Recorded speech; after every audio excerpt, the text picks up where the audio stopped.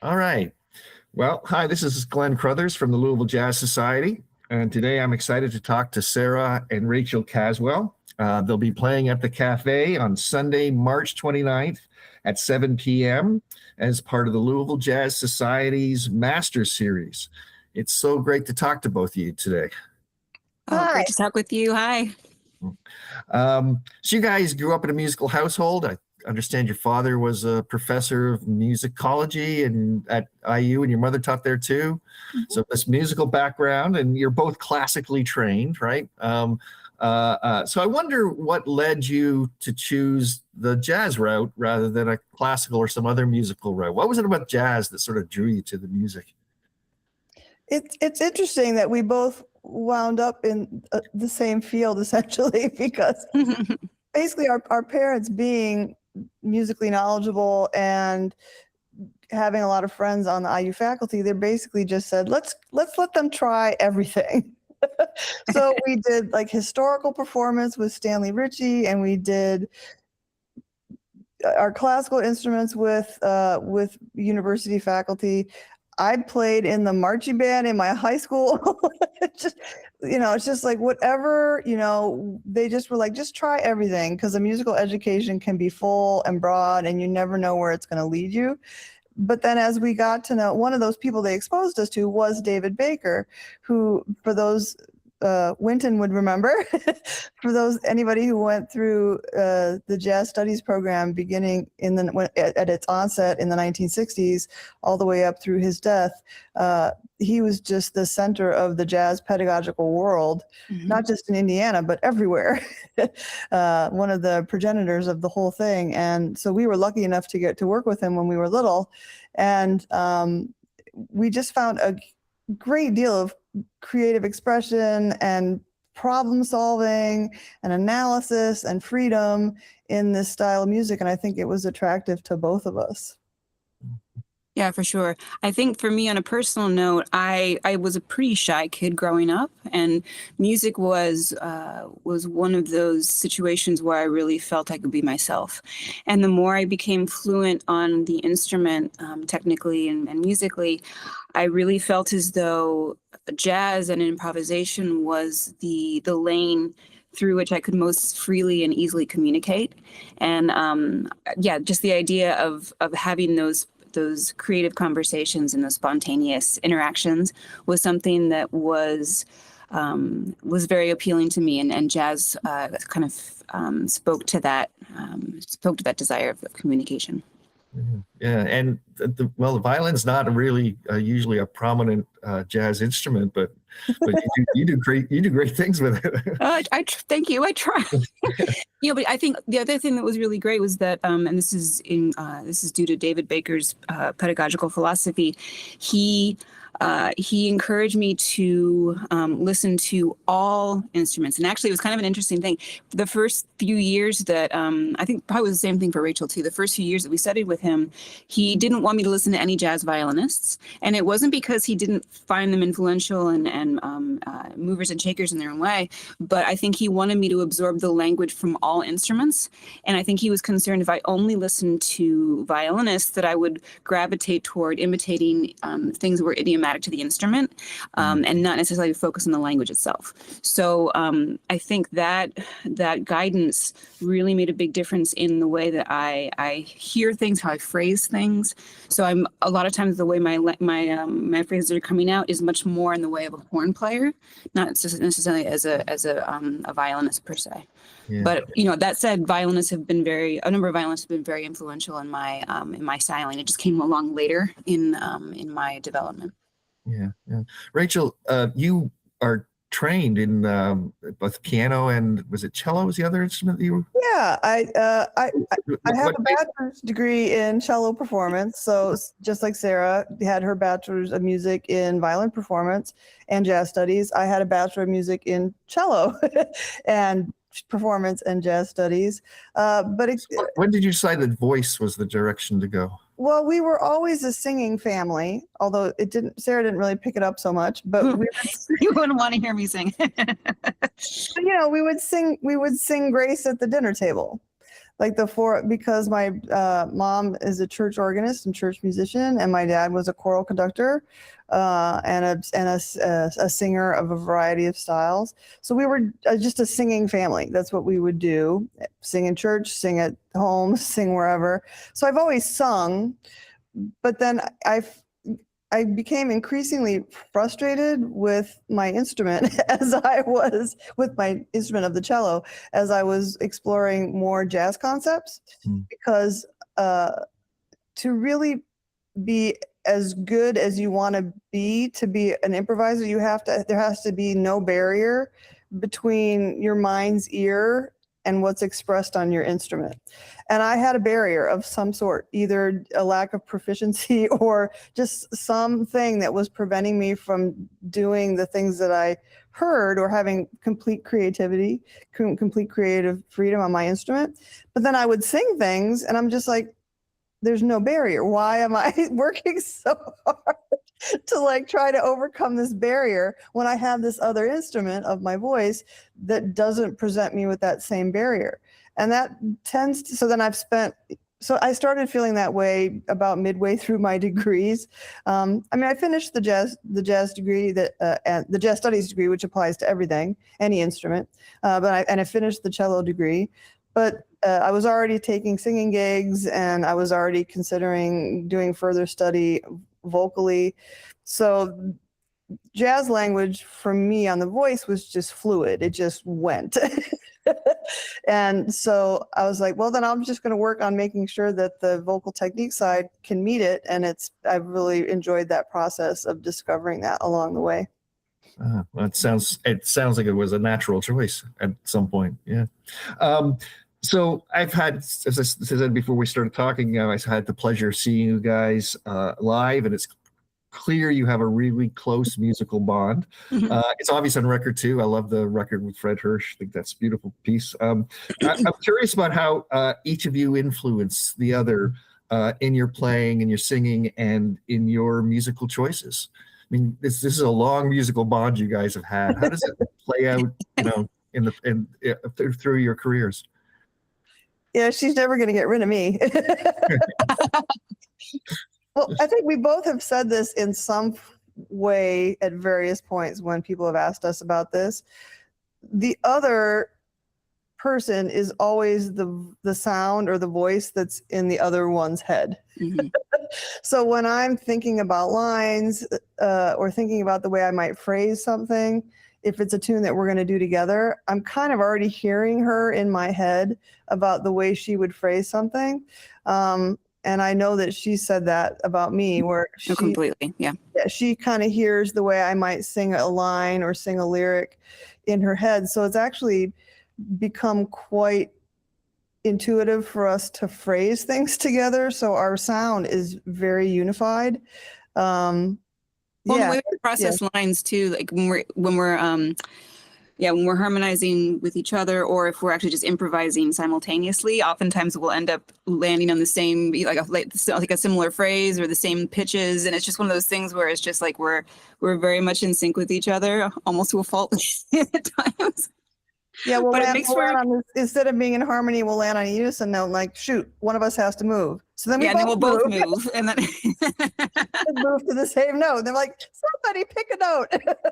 No, but it's one of those things that you hear twins talk about a lot, where they finish each other's sentences, or or just like with any partnership that's been a long-lasting one. I mean, we've been making music together since we first started our instruments, and even before that, like just as Rachel was saying, we were a singing family. So when you have that kind of bond at such a young age, then that's something that can't be broken. That's just it's part of your DNA, essentially.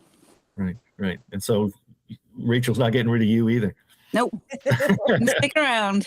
Well, that's great, because we get a chance to hear you playing together. You're also both educators, and I wonder how being an educator in jazz education shapes your approach to the music.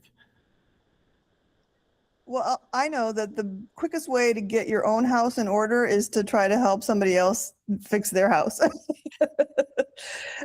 I mean, I have 18 private students at IU at various stages of development and various levels of interest in jazz. And it is the quickest way for me to do problem solving and then to try to come up with solutions. And then I turn that back on myself. Like, oh, that thing that I was harping on that student about, that's something that I've been doing or haven't been doing, and I need to like get that together. So it's a very quick way your technique will be vastly improved by helping other people with their technique. I've been thinking a lot about the way singers phrase things, especially when they're non-lyric lines. And my concept is much clearer now for myself about what I'm doing than it was before I started talking to students 18 hours a week about it. Yeah, I find it's similar to Rachel. It's there's a clarity that you get about the process and your approach and all that. And yeah, it takes on a whole new level of understanding when you're teaching it to somebody else. But I think something else that I've found really very inspiring is that oftentimes the students are coming with really great ideas and different approaches that I would never consider or never even thought of before, just because of my background. And that kind of inspiration is something that's like, oh man, that's brilliant. I should give that a shot. I should give that a try. So it goes both ways. It's like this, if you're doing it right, it's going both ways, where you are able to mentor a student and help them, help give them the tools that they need in order to realize their vision, and also get new ideas. And then if I'm doing it right, then I'm also getting inspired by what they're doing and incorporating new thoughts and techniques into my own playing. Yeah, that's a great way of describing a good classroom situation. Both sides learn. Yeah. So let's talk a little bit about the show on March 29th. You guys have played with an array of talented musicians, impressive, like Esperanza Spalding and Dave Stryker, and these people just go by first name. Fred Hirsch, Brad Meldau. I could go on. So I'm really interested to know who you'll be playing with on March 29th. Well, we're working with a really wonderful trio that we have not in this particular iteration put together before, but I think everybody will really enjoy them. One name is already familiar to Louisville, which is the pianist Gabe Evans. It's very convenient that Gabe lives in Louisville, but Gabe is also just a very inspiring and sensitive pianist and composer. So we really like the way he approaches things. We feel it fits well with the way that we play, just because we're very intuitive and very sensitive with each other. We like when there's another person that also feels the same way. But we're also working with Jeremy Allen, who is our longstanding bass player, a Bloomington native, was also a classical convert from the trombone to the bass, also on the same scholarship program that we did. He's right in between our ages. So we've known Jeremy for 30 plus years and have played together almost that entire time. So he'll be coming down to join us in Louisville. Louisville audiences may know him as well. He does come down to Louisville a fair amount. But then we're also bringing a younger drummer who is a senior at Indiana University and basically our top drummer. Hugely creative, great composer, really just a fabulous sort of flowing, really compelling drummer. His name is Tate Sherman from the Chicago area. And I think people will really enjoy hearing him. He's a very vibrant young player. And I think the five of us will have a really good time together. Great. Sounds like a great band. Gabe plays around here all the time. So he's great playing with you guys. So can you talk a little about what the audience can expect to hear on March 29th? What kind of sort of repertoire do you have in mind? Standards, originals? Go for it, Sarah. Yeah, we have a book of repertoire that we've developed over the years that we love to perform. But we're always, we're always trying to bring in one or two new charts, maybe three. Like, it just kind of depends on how much time we actually have to sit down and really kind of work on some stuff. But we always are trying to incorporate new things into it, just to expand that body of repertoire. But yeah, I mean, Rachel and I love to perform together, and whether it's a tune that we're doing for the first time or one that we've done for years, there's just, obviously with improvisation, the tunes that you play are never the same from performance to performance. And so oftentimes, if it's a piece we haven't performed it together in a while, it feels like a new piece. It's, because we've lived so much life in between performances, and to see how these different situations and circumstances affect our approach to the tune. Everything from, what's going on in the world to like what we had for lunch, I mean, like, it's just kind of crazy things like that. But it's just the idea that we're really bringing ourselves to the moment and opening ourselves up to what is, what's calling to us in that space and in that time. Yeah, and we really do try to, one of the things that people tend to respond to us most directly about is the variety in our programming. We definitely have a sound, we definitely have a point of view, but we also try to bring in a lot of different source material. So it could be, we do some standards that people will recognize that we've put our own take or our own spin on. One of our favorite tunes to do is a Hoagy Carmichael tune, one of his lesser tunes, I Get Along Without You Very Well. That one shows up, that's 1930s. But then we do some of Sarah's originals. I do things where I don't sing words.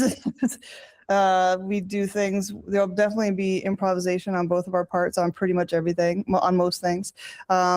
We bring in tunes from more, that might be sourced from other styles of pop music. So we're really trying to bring in everything that we have experienced that we enjoy and put it into this package that is just very us, but the source material is quite varied. And I think there's probably something for everybody in a show like this, because we really do. If you didn't like this tune, you'll probably like the next tune. And just clearly your set list is not set yet. Oftentimes we don't decide until like very close. Yeah. What do you want to play? I don't know. I feel like this. What about that? It speaks to the bond you have too, right? That you can kind of rely on each other and know that this is going to work because we've done it before. Yeah. Well, it's so great to talk to you today. I really appreciate taking the time to talk to us, Sara and Rachel. And it's been a great pleasure. And remember that the Caswell Sisters Quintet will be playing at the Café on Sunday, March 29th at 7 p.m. as part of the Louisville Jazz Society's Master Series. It's going to be a great show. Thanks so much, Rachel and Sara. Great talking with you. Thanks, Glenn.